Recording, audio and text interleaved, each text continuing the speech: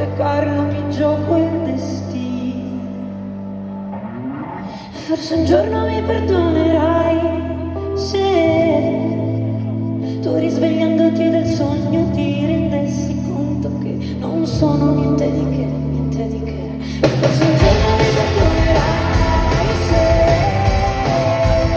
tu ritrovandoti nel fondo dei pensieri mi vedessi come ruggine, solo ruggine.